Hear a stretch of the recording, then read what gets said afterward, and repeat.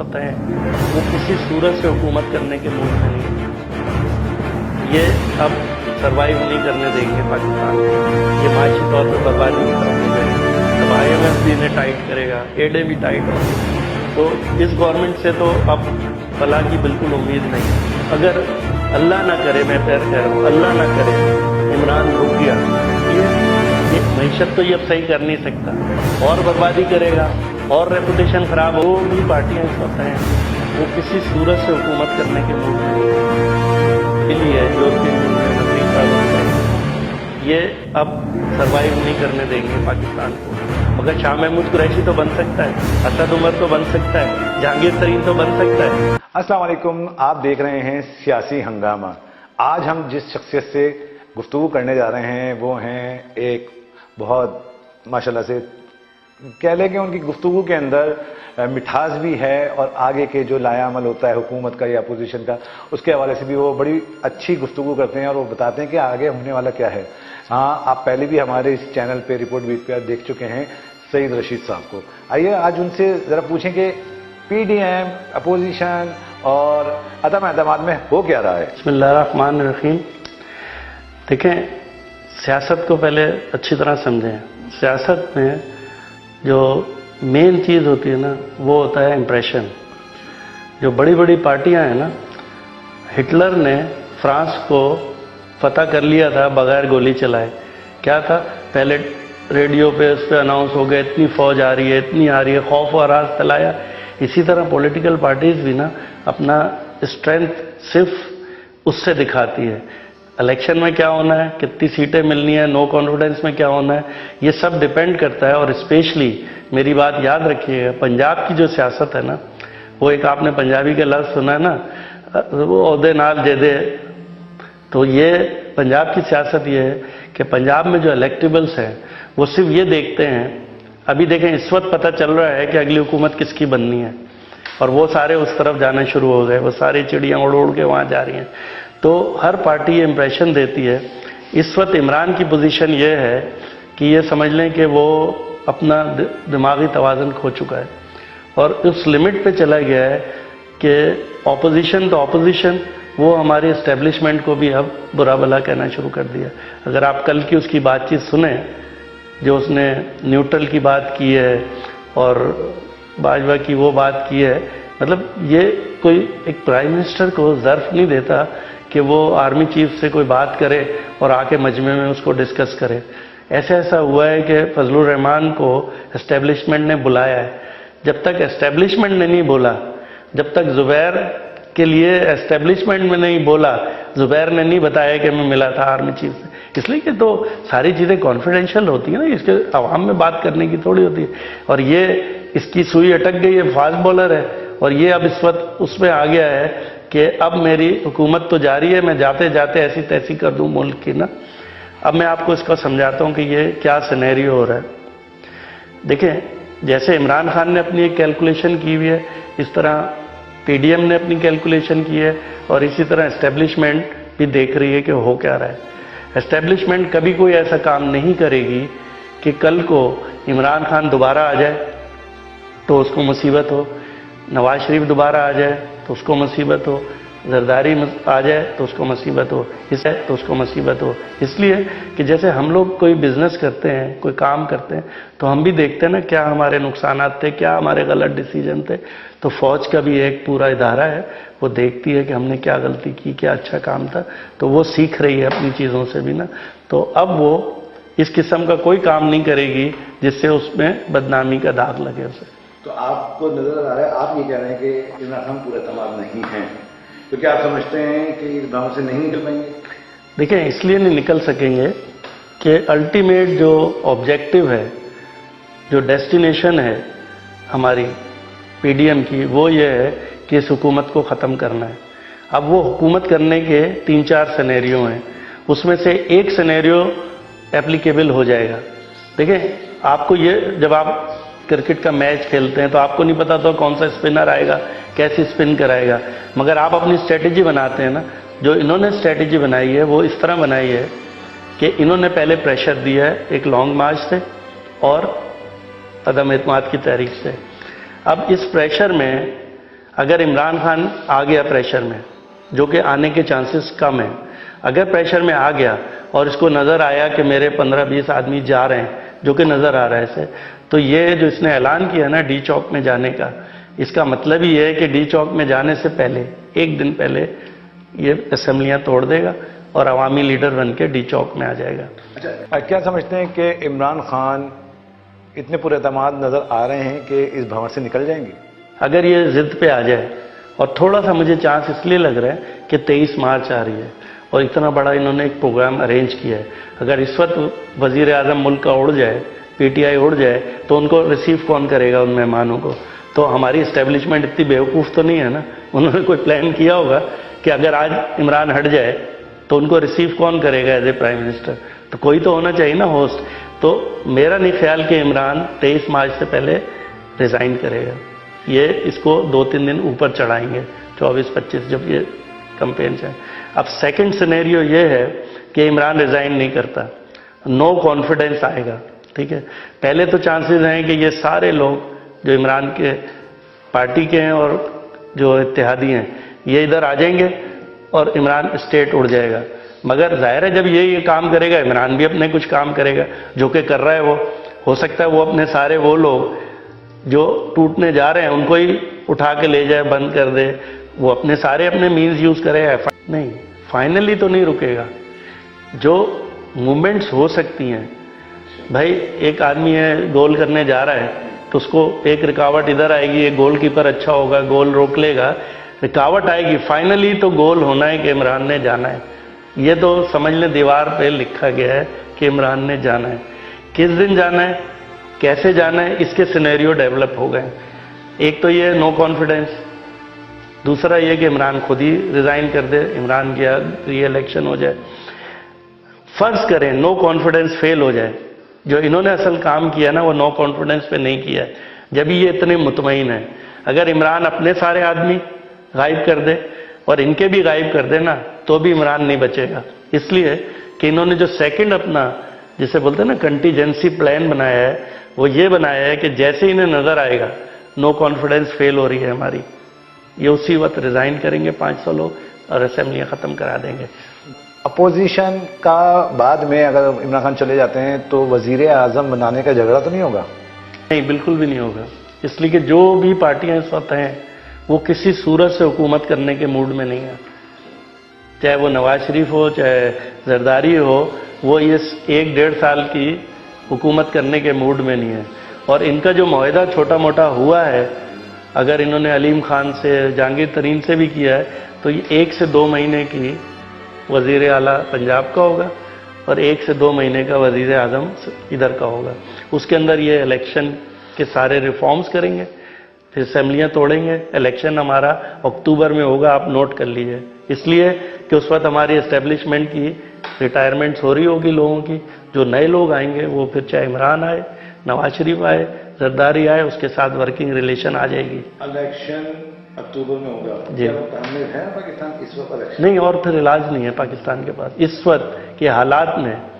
دیکھیں، ایک تو اس نے اتنے سارے محاذ کھول لیے ہیں، دیکھیں فوراً سے اس نے اتنے بڑے بڑے محاذ کھول لیے ہیں کہ اب یہ گورنمنٹ اس وقت جن سے اس نے تسل لے لی ہے، یورپین یونین، امریکہ اور ان سے، یہ اب سروائیو نہیں کرنے دیں گے پاکستان کو، یہ معاشی طور پہ بربادی کی طرف لے جائیں گے۔ اب IMF بھی انہیں ٹائٹ کرے گا، ایڈیں بھی ٹائٹ ہوں گی، تو اس گورنمنٹ سے تو اب فلاح کی بالکل امید نہیں ہے۔ اب کوئی نئی گورنمنٹ آتی ہے، وہ نئے سرے سے پھر ان سے تعلقات کرے گی۔ جیسے ٹرمپ جاتا تھا تو بائیڈن آئے تو لوگ بولتے تھے نا اب ہو سکتا ہے اس کی پالیسی چینج ہو جائے، تو اسی طرح نئی گورنمنٹ جو آئے گی چاہے وہ یہی ٹو کرے مگر تھوڑا سا ٹائم اسے دوبارہ دے گی انٹرنیشنل کمیونٹی۔ چلیں، عمران خان اگر بالفعل رک جاتے ہیں پورے 5 سال تک، اپوزیشن کو کہاں دیکھ رہے ہیں پھر؟ میں آپ سے کہہ رہا ہوں کہ آج جدھر اپوزیشن ہے نا اس سے زیادہ اسٹرانگ ہو جائے گی۔ اگر اللہ نہ کرے، میں پھر کہہ رہا ہوں اللہ نہ کرے عمران رک گیا تو بینیفیشری جو ہے نا وہ PDM ہو گیا، اپوزیشن، اس لیے کہ معیشت تو یہ اب صحیح کر نہیں سکتا، اور بربادی کرے گا اور ریپوٹیشن خراب ہوگی اور اپوزیشن اور اسٹرانگ ہوتی چلی جائے گی۔ ताजिर अजहर से मेरी मुलाकात हुई, आप भी माशाल्लाह से एक अच्छे बिजनेसमैन हैं, तो उनका ये कहना है कि हमें इमरान खान की हुकूमत ने बड़ी सूट की है। देखिए, इमरान की नो डाउट जितनी पॉलिसियां आई, देखिए पीपल्स पार्टी बनी, भुट्टो साहब ने बनाया और उसके बाद वर्किंग में वो आ गई, और फिर उसके बाद जो ये लोग कहते हैं करना शुरू कर दिया, ये कर दिया, ये सब कहने की बात है, प्रूफ कुछ भी नहीं हुआ आज तक कि करप्शन की नहीं की। मुस्लिम लीग बनी और हो गया। ये पीटीआई वाहिद पार्टी है जो बनने से पहले इसको फाइनेंस किया गया, बड़े लेवल पे इस पे बिलियंस की इन्वेस्टमेंट की लोगों ने, बड़े बड़े जो हमारे ताजिर हैं बड़े बड़े, और इसलिए इन्वेस्ट किया था कि तुम आके पॉलिसियां वो लाओगे जिसमें अमीर तबके को फायदा होगा, और इसने सारी पॉलिसियां वो लाया। आप देख लें, कार मैन्युफैक्चरिंग अरबपति हो गए, आपकी सीमेंट इंडस्ट्री अरबपति हो गई, ऑयल इंडस्ट्री अरबपति हो गई। जितने बड़े बड़े जायंट्स थे यहाँ जिन्होंने इन्वेस्ट किया था पीटीआई को लाने के लिए, उन्होंने सारे फायदे, आप देखें वो डैम का ऑर्डर ले लिया किसी ने, कुछ ले लिया किसी ने, ऑयल का ले लिया, वो अपने सारे मकासद उन्होंने कर लिए। और जो ये बताते हैं ना इतना पैसा, इतना रेमिटेंस, ये सारा वही है कि जो अमीरों की जेबों में जा रहा है। अमीर तो अमीर तरीन हो गया है पाकिस्तान ने, और गरीब को मार दिया इन्होंने। और ये बात उन्हें पता थी सबको, जो बड़े बड़े हैं अरबपति लोग, उन्हें पता था इमरान ये पॉलिसी लाएगा।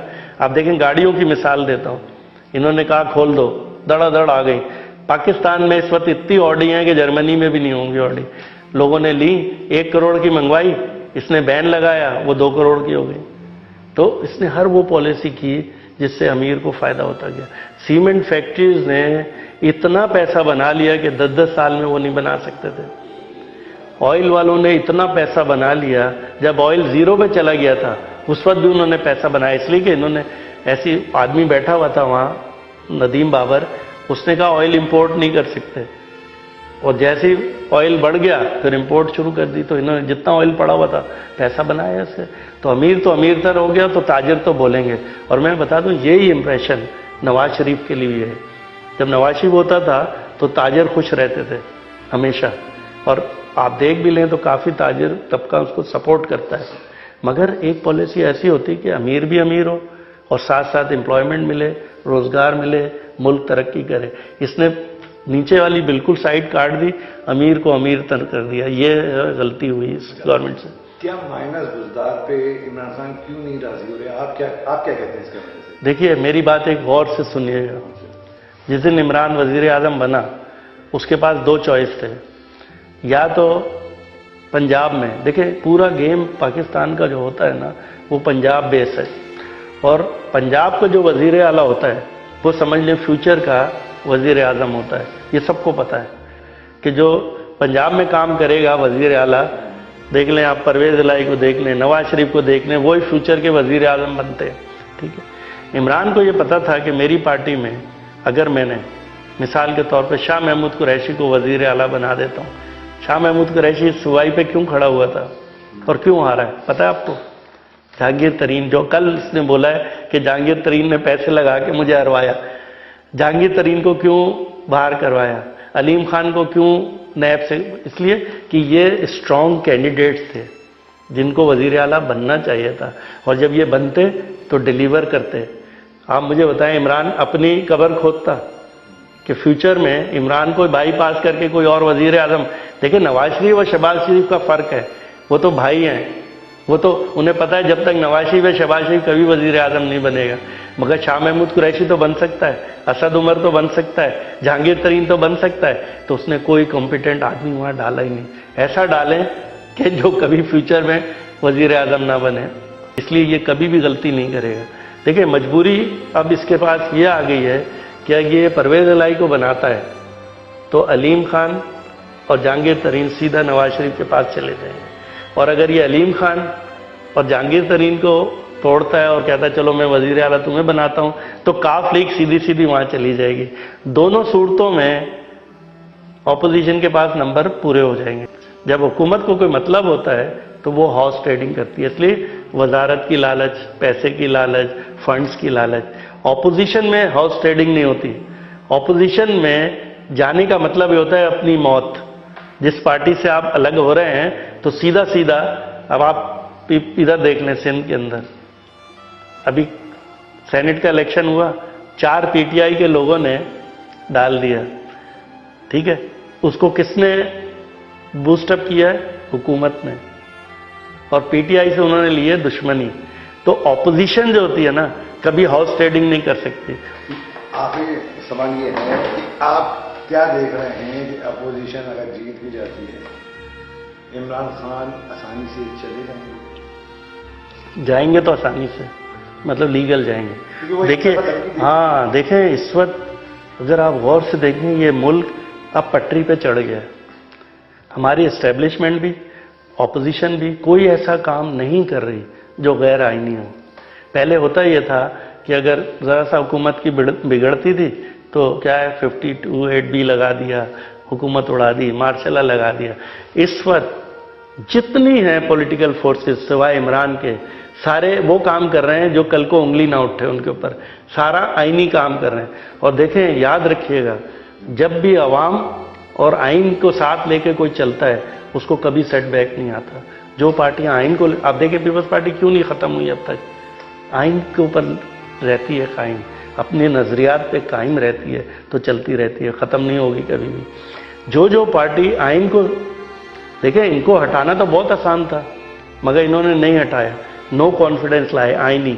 अब दूसरा आईनी क्या काम है? रिजाइन करेंगे, कोई ऐसा काम नहीं करेंगे जिससे कल को इन पे उंगलियां उठें।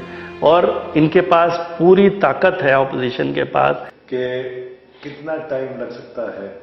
ये मार्च में है, मार्च में एंड है बस। मुझे जो थोड़ा सा एक अब डाउट हो गया, मेरे हिसाब से तो 23 मार्च से पहले ही हो जाता, मगर इमरान जिद्दी है, ये थोड़ा अटक गया है, फौज से भी अटक गया है सारे से।